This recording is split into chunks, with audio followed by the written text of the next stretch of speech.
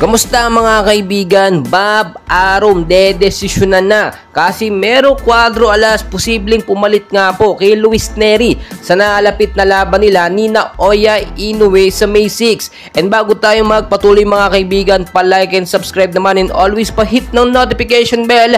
Maraming salamat po. Well mga kaibigan, mainit na pinag-uusapan ngayon hindi lamang po sa bansang Japan pati sa Pilipinas.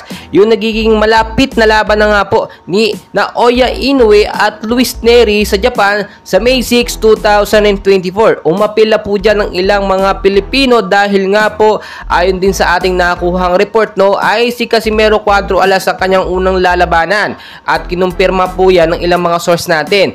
Ayon na rin po sa ating pinagkakatiwalaang source, posibleng si Mero Cuadro Alas nga ang pumalit dito kay Luis Nery kung sakali pong umatras ito sa laban. Well, kung makikita po ninyo, nito lamang mga nangakaraan ay nagkaharap na ng personal itong si Inoue at si Luis Nery, nagkaroon sila ng parang patching or pagpapakita ng posisyon or yung sinasabihin na natin na paangasan ng yabang. So kung titignan nyo mabuti, posible talagang ipalit dito si Mero Cuadro Alas dahil pinapaboran po siya ni Bob Arum at ng World Boxing Organization. Well mga kaibigan, kahit papaano naman ay nakahanda na itong si Mero Angas ng Pinas. Ang mga Pilipino naghihintay po sa mga updates dahil nga gusto ng mga Pinoy na makabawi itong ating pambato at angas ng Pinas na si Cuadro Alas na maipanalo yung laban kontra kay Inoue. Hindi pa tayo nakakabawi or nakaka-rest back sa ilang mga Filipino boxer natin na pinataob nga po ng mga Hapon. Nagsimula yan kay Nonito Donaire,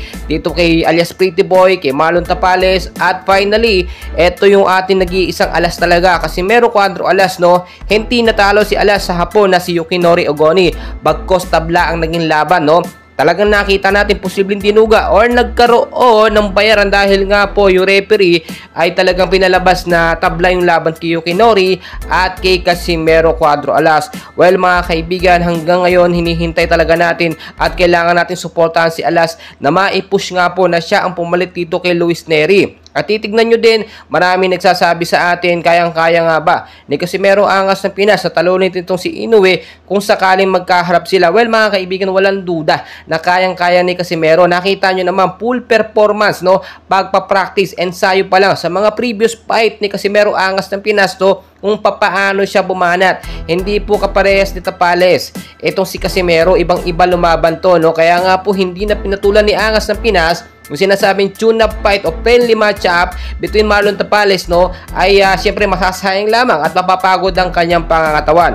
Well mga kaibigan, tuloy-tuloy yung ating suporta. And please huwag kalimutan mag-like and subscribe. Maraming